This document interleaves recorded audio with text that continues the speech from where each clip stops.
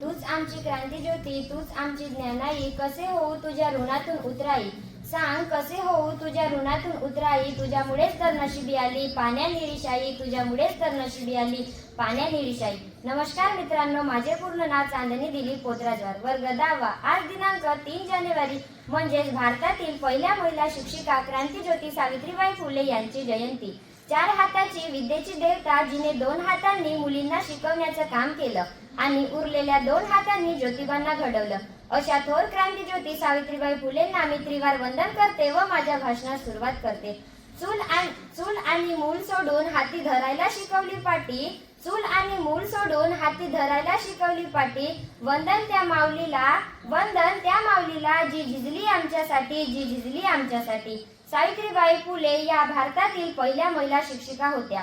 त्यांचा जन्म 3 जानेवारी 1831 रोजी सातारा जिल्ह्यातील नायगाव येथे झाला. त्यांच्या वडिलांचे नाव खंडूजी व आईचे नाव लक्ष्मीबाई असे होते. त्यांचा विवाह ज्योतिबा फुले यांच्याशी झाला. ज्योतिबांनी त्यांना लिहायला वाचायला शिकवले. ज्योतिबा फुले व सावित्रीबाई फुले यांनी एकमेकांची साथ देत 1848 साली पुण्यामध्ये मुलींसाठी पहिली शाळा काढली. ज्या काळात स्त्रीला शिक्षणाचा अधिकार नव्हता, त्या अंधारलेल्या काळात सावित्रीबाईंनी ज्ञानाचा दीप पेटवला.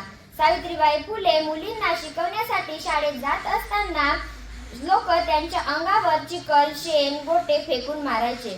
सावित्रीबाई फुलेंनी खूप अपमान सहन केला, पण तरीही त्या डगमगल्या नाही. त्यांनी मुलींच्या शिक्षणासाठी अनेक परिस्थितींना सामना केला. सावित्रीच्या लेकी आम्ही शिकून सवरून मोठ्या होऊ, सावित्रीच्या लेकी आम्ही शिकून सवरून मोठ्या होऊ. विशाल नभी उंच गगन भरारी घेऊ, विशाल नभी उंच गगन भरारी घेऊ. शिक्षण हेच खरे शस्त्र आहे आणि ते सर्वांना मिळालेच पाहिजे, असे त्यांचे स्वप्न होते.